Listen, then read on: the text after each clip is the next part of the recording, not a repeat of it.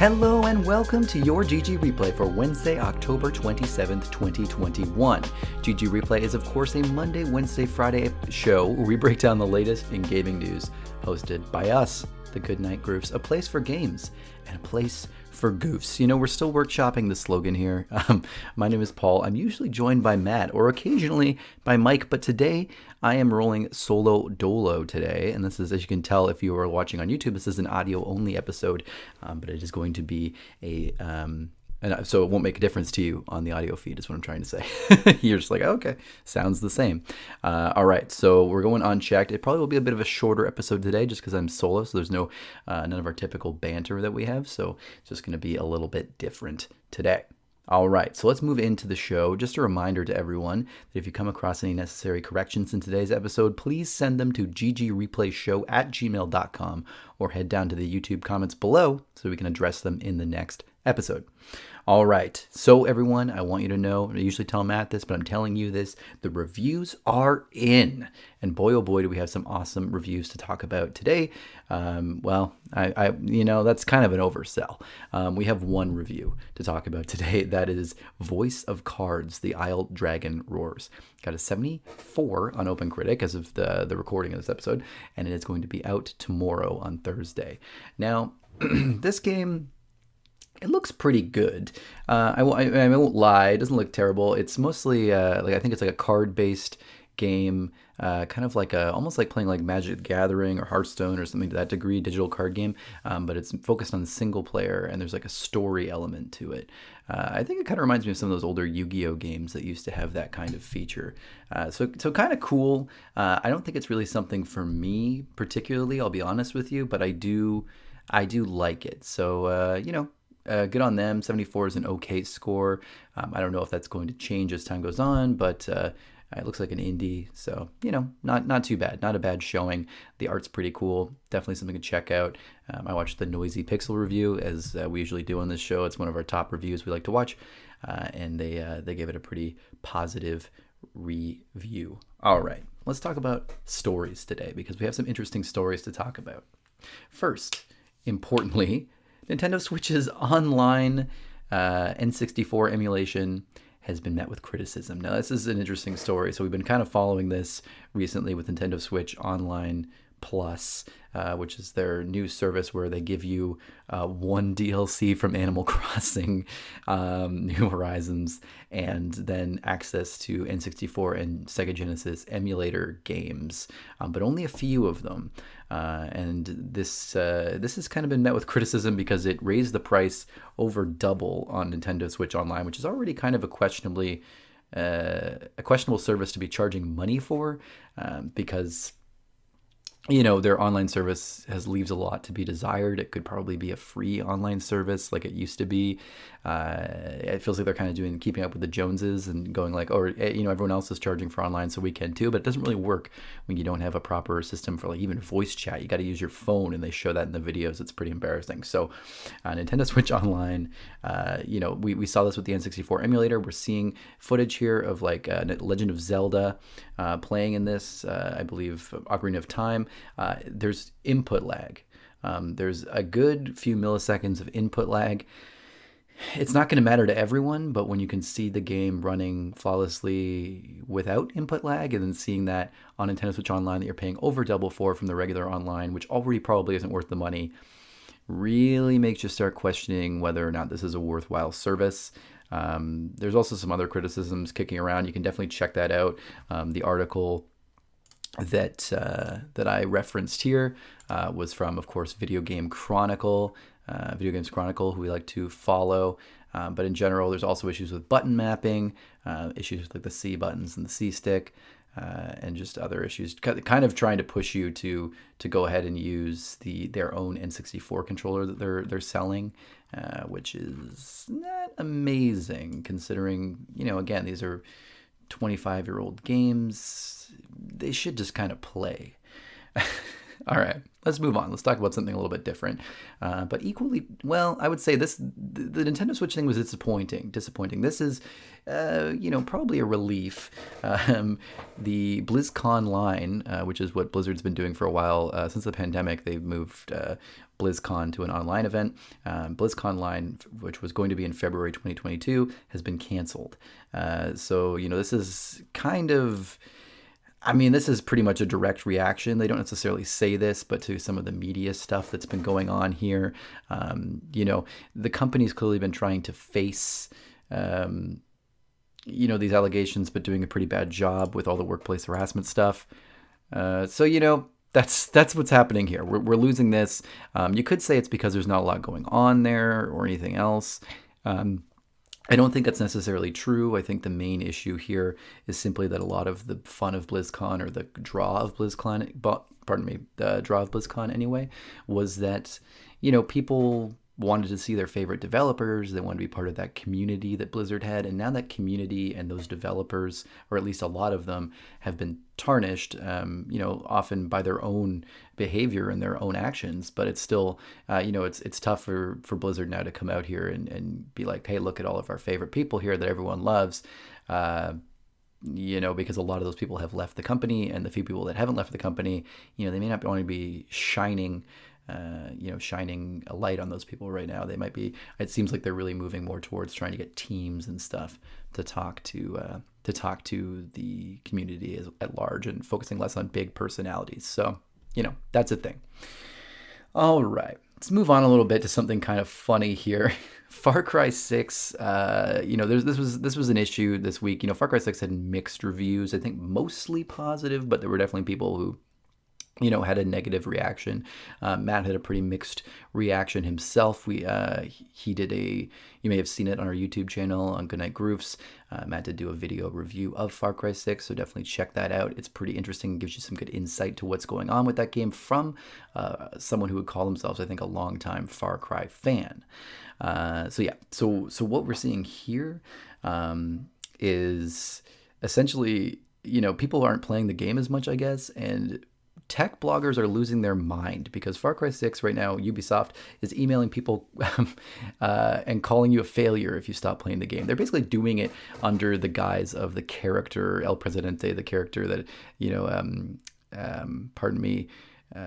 Giancarlo Esposito plays in the game. And so it's kind of like, oh, you failed. You're never going to, make a difference. You're never going to, overthrow me if you only put 3 hours in. Like, that's chump change. You're a failure, which is kind of funny. I mean, I think, this isn't unprecedented. We see a lot of companies doing this. World of Warcraft, Blizzard. You'll see things trying to get you to come back to Azeroth. Now, it's a subscription-based game, so I mean, definitely they really want you to come back and pay that subscription. But same thing with Far Cry 6. I think they want you to come back and buy microtransactions, or just give hype and give them numbers of playing, people playing the game, and just kind of building that wave, even if you've already paid for the game. So I think it's pretty reasonable to expect you can unsubscribe from this email and it'll stop bothering you. It's just a marketing email.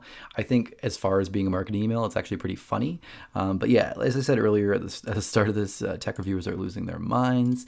Initially, this was a thing that Brennan Sinclair shared on Twitter, saying that they're hassling you and it's ruthless. The quote here on Twitter: normalize letting people stop playing a game if they're not enjoying it. It's fine. Normalize. You are allowed to stop playing a game if you don't enjoy it. They're not forcing you to play the game. This is just kind of a funny email, that corporations do. I mean, I'm not saying that this practice is necessarily the perfect practice, but I think if you're going to do it, this is kind of a funny one. So I don't know what to tell you out there in the blogosphere, but you might need to relax a little bit because it's not that bad. It's pretty entertaining, I would say, overall. All right, moving on. Let's talk about something kind of interesting. We talk about a lot of rumors and leaks. We don't have a ton today, but we do have one pretty interesting one.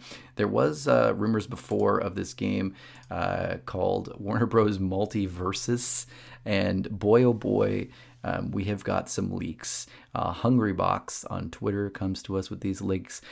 First off, a character select screen, which seems to show levels and fighter type icons. That's a quote from the tweet.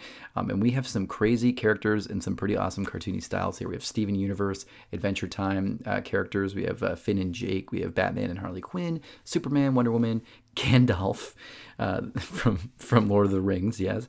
Rick and Morty, Tom and Jerry, Bugs Bunny, and it looks like some kind of new weird little reindeer dog thing as well. That seems to be a new character of some kind. So pretty wild. There was also a leak on YouTube from the roster. It actually showed it running a bit, and it does seem that Hungrybox got a cease and desist and a copyright strike from Warner Brothers from this, which would lead me to imagine at this scenario that this is a real leak, that this, we should be giving credence to this. This is a legit leak. So that's pretty exciting. Looks to be like, after we just saw the failure, I would say it's fair to say failure of Nickelodeon's All-Star Brawl or whatever that's called, something of that, the Nickelodeon Smash Brothers ripoff. I think this is pretty cool to see another game like this come out that hopefully has some more money and some more talent and some more work behind it. I think the Nick game wasn't terrible, but I think ultimately it was unfinished and the sound design was abysmal with having no voices and the music not being iconic and that kind of thing. I think there was a lot to be missing, a lot to be left to be desired in that. So ultimately this looks pretty cool. This is a leak we've been hearing about before, and now we're getting some what feels like confirmation of rumors here, and we're seeing some pretty legit looking character select leaks and things. So pretty exciting. I will be following this game for sure because, I'm not someone who owns a Nintendo console right now. I'm not one of the 100+ million people who have a Switch. But I do like a Smash Brothers kind of game, and I would enjoy playing that. The Nickelodeon game did seem like something I would enjoy, but it just feels a little too unfinished.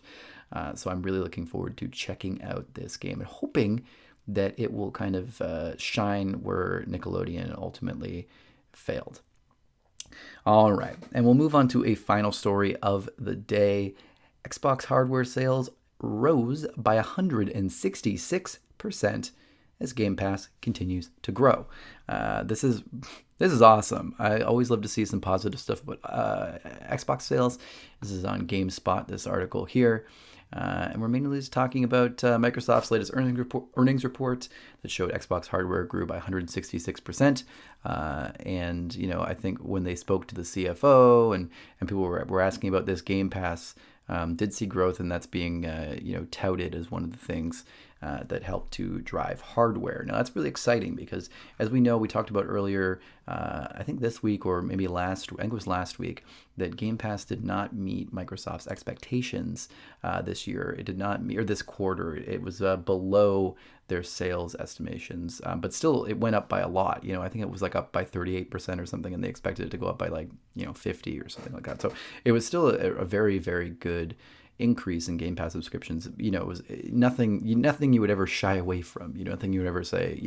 It's much better than a kick in the head. So ultimately, I think ultimately this is really cool. I love to see Game Pass continuing to grow. Clearly, it is making a dent in it's making having an effect on Xbox hardware sales. Even though it's hard to get a Series X, they're still selling well. I think we're seeing these, on track to sell better than the previous generation did, especially compared to like PS4 to PS5 generation. I think games are just selling better in general, and we're getting a little bit more of an even field between the two major companies here. And Game Pass is continuing to drive that, which is awesome, especially when we have Forza Horizon 5 coming out in just a week or two, and also Halo Infinite coming out in just over a month. So pretty cool. Obviously, multiplayer will be free, which is cool, but there's probably going to be some perks on Game Pass in addition to having campaign, free day one on Game Pass or included day one on Game Pass. So pretty cool stuff. Love to see it. I myself just recently got rid of my Xbox One. I'm playing on PC more now, but Game Pass is the main place where I play my games, even if it's on PC Game Pass. So it didn't really drive Xbox hardware sales for me, but I think it definitely is, and I definitely did consider getting a Series S for that very purpose. All right, everyone. Well, you know what? That is mostly going to be it for today's GG Replay. But before we head out of here, I just want to remind you that if you enjoy GG Replay and all of our other content over on goodnightgroofs.com, like the Game Groofs podcast and the blog, and you're feeling super generous, take a look at our Patreon over at patreon.com/goodnightgroofs to see if any of our 3 current support tiers might interest you. The $3 plus tier will get you early access to our weekly podcast, Game Groofs. Normally it comes out on a Sunday, but you can get it on a Friday and listen to it cruising into the weekend. Also, you know, this show is obviously an audio-only podcast on podcast apps, but we do have a video-only version, or video and audio version on YouTube. So if you're listening on a podcast app, we would really appreciate if you can give us a 5-star rating or a thumbs up or a like, or anything that you can. It means so much to us. If you leave us a review, we will mention it on the show. We are just looking for some engagement. It takes about 10 seconds for you, but it means the world to us. Also, if you're on YouTube, feel free to leave a comment. Thumbs up. We do shout out people who are leaving comments. Shout out, we got another comment from Derek versus the world on the weekend. Thank you so much for your comment on the recent Game Groofs episode. We're glad you're enjoying all of our stuff. We're glad everyone out there is enjoying all of our content. That is going to be it for today's GG Replay for Wednesday, October 27th, 2021. Obviously a bit of a short show today because it's just me without Matt. Hard to do as much of our trademark bantering, but we will be back again on Friday with another normal and fantastic GG Replay. Getting close to Halloween, we have a special Game Groofs also coming out on Sunday, Halloween Day. And it will be spooky. I will tell you right now, a special Halloween spooktacular on Game Groofs. So you do not want to miss it. Good night, Groofs.